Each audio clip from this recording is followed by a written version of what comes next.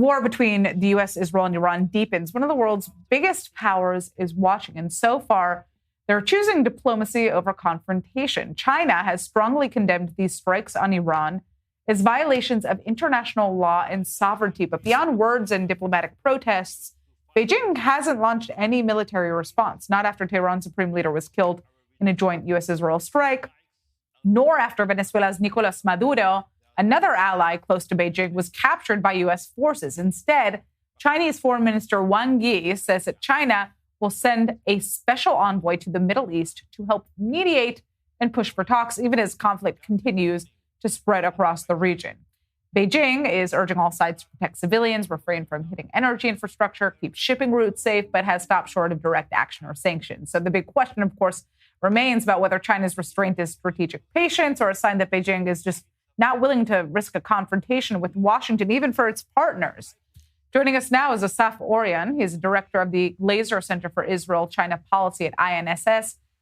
How is China being impacted by the U.S.'s war on Iran and military intervention in Venezuela? Break down what this means geopolitically. Good evening.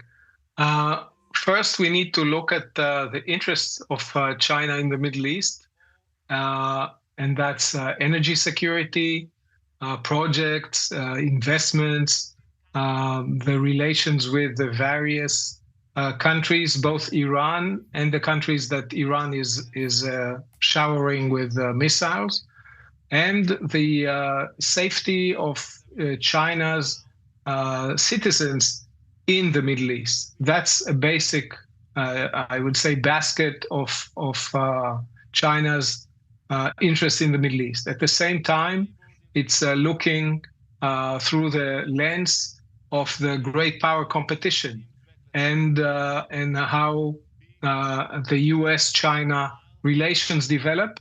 And China is looking forward for the visit of President Trump in Beijing, March 31st and the beginning of April. So basically, these are the interests. To your opening remarks, China was not and is not an ally of Iran nor Venezuela, because China has no allies. It has partners of different natures. It does not, as a general policy, intervene in conflicts.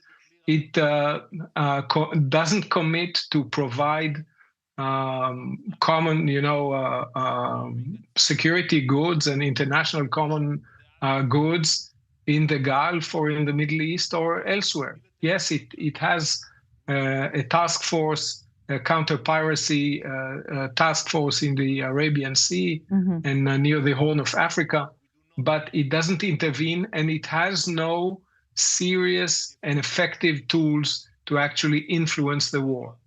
Right. So what we see it doing is performative and declarative diplomacy, calling to stop the fighting, calling to settle the conflict through dialogue.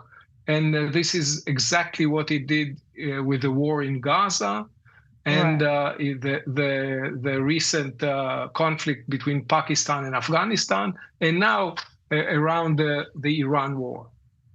I have to ask, what message does this ultimately send to other countries that view China as an alternative to the United States? Does Beijing's restraint ultimately undermine its image as a reliable strategic partner? Very few Middle Eastern or other countries see China as a real alternative to the U.S. or a security guarantor. China is a very desired economic partner, diplomatic partner and counterpart, and never a geostrategic guarantor and never a security provider. So it's not a big surprise for any of the Middle Eastern countries that China did not step in to try to sway America or Israel from their course. It complains, it protests, but it's not a big surprise. And I don't think that anyone looks at China as an alternative to the U.S. in the strategic sense of national security and security provisions.